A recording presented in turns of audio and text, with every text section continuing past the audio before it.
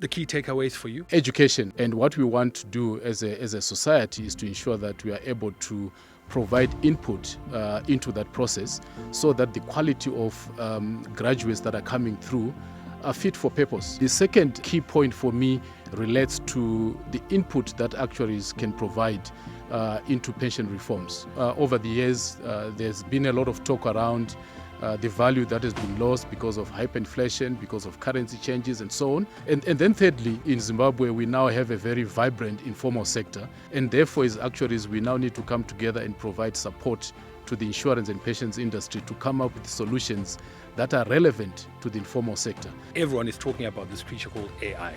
Everyone is increasingly talking about ESG. Certainly, we did talk about AI, artificial intelligence. We talked about ESG, and more importantly, the role that actuaries can play in making that impact that is required from an ESG perspective.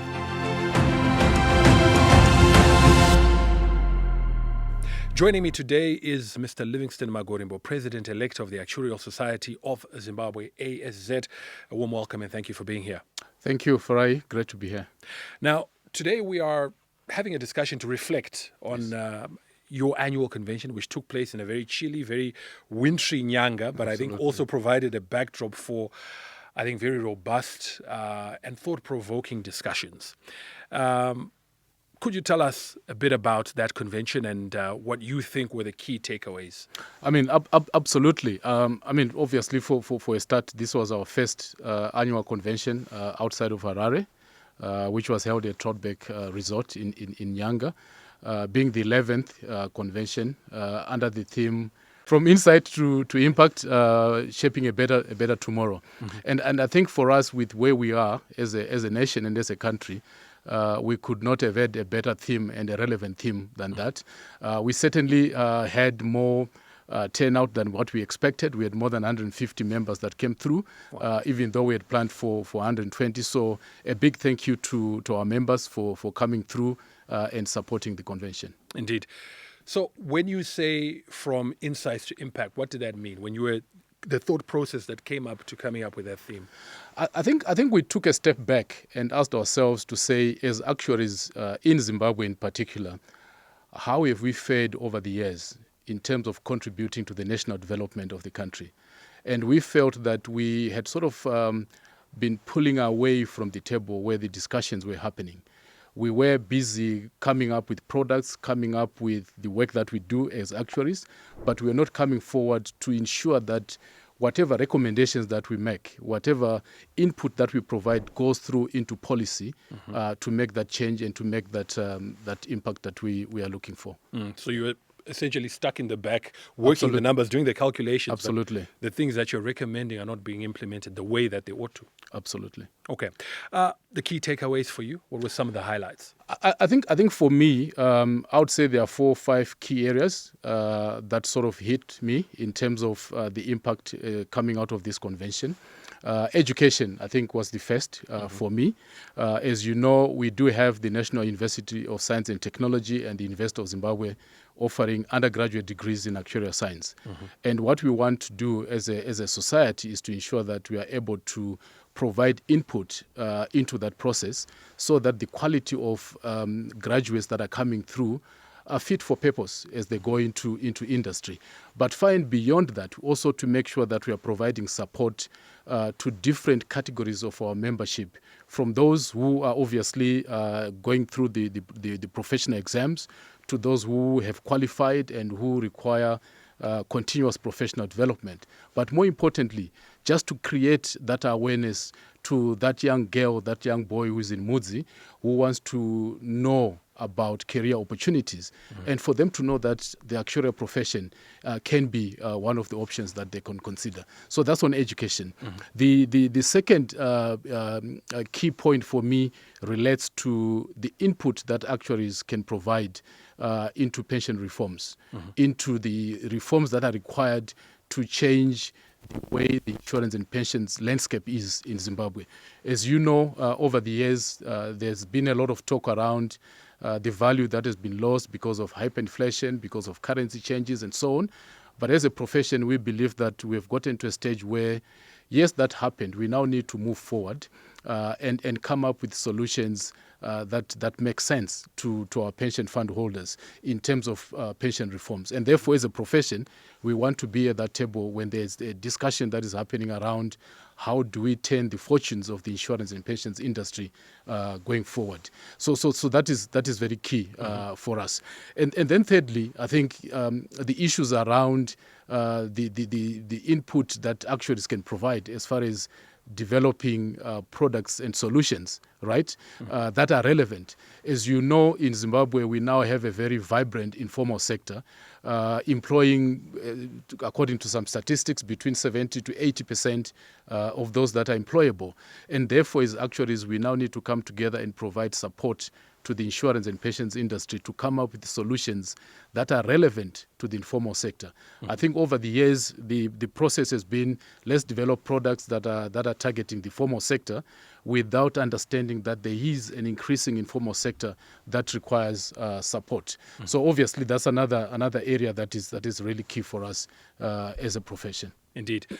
We'll talk about the others, but this one that you've just mentioned, that will require some sort of bravery, some sort of boldness to say we are departing from the way it's been done. Yeah. This is the way it's been done, the way we've done it before, to now saying what does the market want, and we'll give it to you. It requires some fortitude. Do we have it? I think we do. I mean, if you look at the actuarial profession in Zimbabwe, I think it's one of the most robust professions on the continent.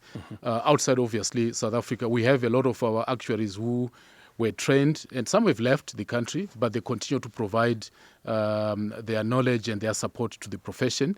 But within Zimbabwe, we also have a number of senior actuaries and qualified actuaries whom I believe have got the relevant experience and skills and competence to be able to provide that. But far and beyond that, as you mentioned, I think it will take more than just technical competence. It will take understanding of the impact that we can make as a profession, not just in terms of what will happen to our economy, to our country in the next few years, but when we are all gone, 25, 30 years from now. And I believe that we have that competence and we have that will to be able to provide that support.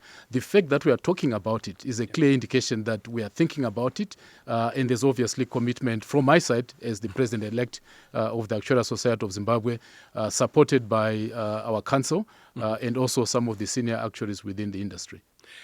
Right now, Livingston, I think everywhere you go, everyone is talking about this creature called AI. Everyone is increasingly talking about ESG. Yes. And I know, well, it was part of the discussion in Nyanga. No, certainly. We did talk about AI, artificial intelligence. We talked about ESG, and more importantly, the role that actuaries can play in making that impact that is required from an ESG perspective. Speaking of AI, I think there was acceptance by the profession at the convention that we are just scratching the surface. There's a lot more that we need to do. And in my presidency, working with council, we have taken this as a priority, engaging the professionals that are there. And quite interestingly, some of those leaders in AI within Zimbabwe and outside of Zimbabwe are Zimbabweans. And we believe that they are willing and they are available to support us as we go through this journey. One of the things that I've put on my agenda as the president of the Actuarial Society of Zimbabwe is to provide a foundation that will help deliver skills that are required from an AI point of view. As actuaries, we are risk managers, right? We look at the risks that we face as businesses, as individuals. We look for opportunities around those risks, right? And then from a modeling point of view, come out with a solution. And I believe that AI plays a key role within that process, and that's something that we're going to be taking forward. As far as ESG is concerned, there's still a lot to learn, not just for the actuarial profession, but also for the general professionals. And I believe that there's need for us to embrace ESG, to educate ourselves and to learn what ESG is all about, and then position ourselves as actuaries in terms of how we can position the profession and support the impact that we are expecting in this country. Okay, so again, something else that I picked up, and you know, what I found most interesting and quite enriching about the convention was Yes, a lot of very formal, planned conference topics and discussions in the venue itself, but outside of it, a lot of informal networking and fireside chats as well, which I think were very, very valuable. Absolutely, yeah. And out of that, one of the things that I also heard about, you've touched on it, is the development. Development, yes, in the field itself, but in terms of developing other skills, because a lot of the time, yes, you have the insights, you have the information and the competence, but you are not at the tables or in the venues, on the golf courses, in the places where the discussions are taking place, where you can then have the impact. I mean, look, like any profession, it's all about building a complete professional. It's not about the technical competence only. Yes, that is important. We need that. And I think there is a process within the Institute and Faculty of Actuaries, within the Actuarial Society of South Africa, to provide that technical competence through the professional exams that our members go through. But beyond that, we want to build a complete actuary who has that emotional intelligence to be able to be part of the discussions that will be happening to make that impact that we are talking about. So around that, we talk about things that perhaps can be seen as less relevant 25, 30 years from ago, as far as the actuarial profession. So things like being able to speak, right? Communication. Yeah. There's no point in having brilliant ideas if you're not able to communicate and express those ideas such that other parties can actually understand the impact that you're trying to make. So that's an area that we're going to be focusing on. We plan to launch a mentoring and coaching platform under the Actuarial Society of Zimbabwe, obviously getting support from the Institute and Faculty of Actuaries because they have something that is already in place that is running, and getting support from some of the senior actuaries within the industry and even outside the borders who have gone through leadership processes, who can then groom and coach our young talent as they come through the pipeline. So it's something that's very important for us to focus on. You've obviously spoken and touched on the fact that going forward, there are things that you've prioritized that you are planning. Let's take a look at that future. I think obviously over the next few months, what are some of the key things that members can look forward to, that not even members, but just the market can look forward to from the association, from the society? So as council, we came out of the convention with a bucket full list of things that we needed to focus on. But obviously, to ensure that there's focus, we had to go through that bucket and sort of not discard, but prioritize what is important. From an education point of view, we believe that bringing in the exemptions for the University of Zimbabwe and the NAST actuarial degrees is important. And to that, enriching the programs that these two universities are offering under the actuarial undergraduate program is important because it affects the quality of the graduates that are coming through into the industry. So those are two things that we are going to be focusing on under education. So exemption focus and improving the quality of the program, working obviously with ZimChair and the two universities. Secondly, under thought leadership, there are some key issues that are coming through. Pension reforms, which I touched on earlier on, is an area that we are willing to continue to work with our regulator, IPEC, and Ministry of Finance. As you know, we are about to have the National Development Strategy 2 being launched, I think, in October, November this year.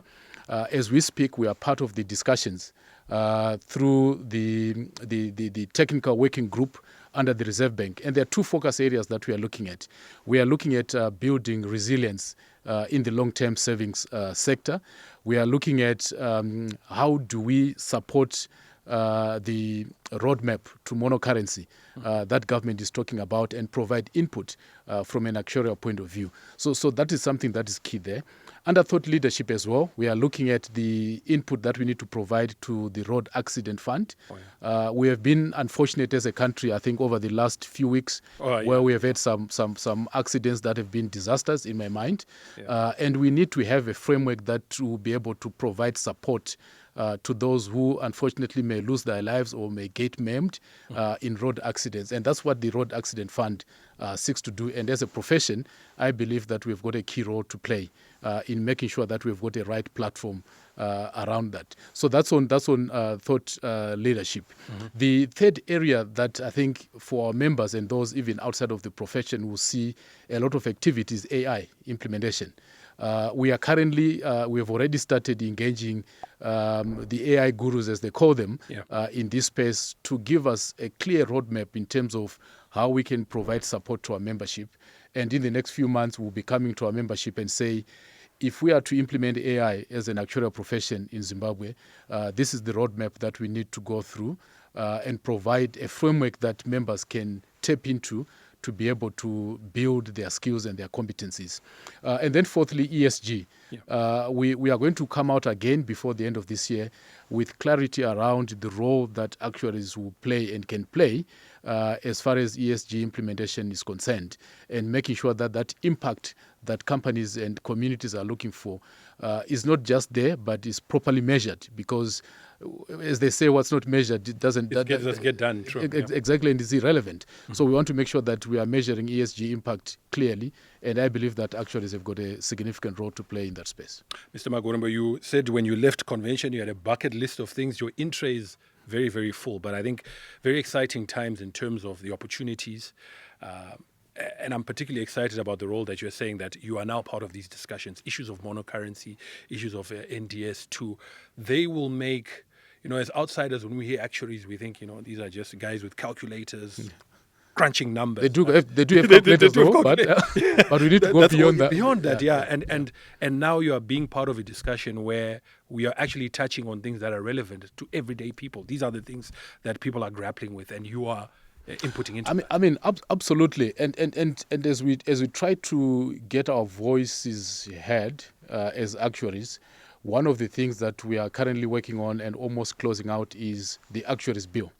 Right, so you see that professionals like accountants, like lawyers, HR practitioners, they are recognized by Parliament. They are recognized because there is an act that recognizes that there is an accountant who must have these kind of qualifications, and this is the role they play and the impact they make on the national development agenda.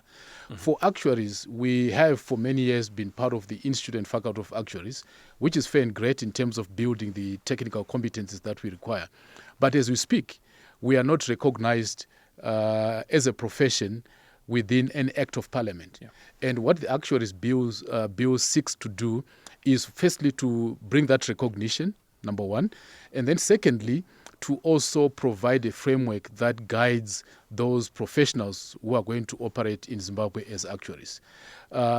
If you come across someone today who says, I'm an actuary, you don't have any basis to say yes you are or you're not, right? And what this actuaries bill will do is to provide that framework, and we believe that this is something that we need to push, and we are hoping that in the next few months it's something that will be taken to Parliament. And at this point, I would like to also to thank the Insurance and Pensions Commission. They've been very supportive and encouraged us, providing resources for us to take this actuaries bill to the stage where it is. It has been taken to our members. Our members have voted for it. We are now at a stage where we are just refining some of the input that has come through, just to make sure that we are inclusive as far as the input that is coming from our membership, after which we will then submit the principles underlying or underpinning the bill to the Ministry of Finance. Mr. Magorumba, we must end this discussion here because we're out of time, but I want to thank you for coming through and sharing those insights. And I think, obviously we still have a lot more to talk about, so we hope to have you back. No, certainly. I'm hoping that we'll have an opportunity to talk about this before the next convention, so that we don't have a convention and we go away and then we wait for the next convention. So thank you, Farai, for this opportunity. Thank you very much. Thank you so much. And we'll see you again soon, hopefully. That does it. Engage with us on our social media platforms. Tell us what you think about the content that's being shared here and what other topics you'd like to see us cover. Until next time, it's bye-bye. Thank you.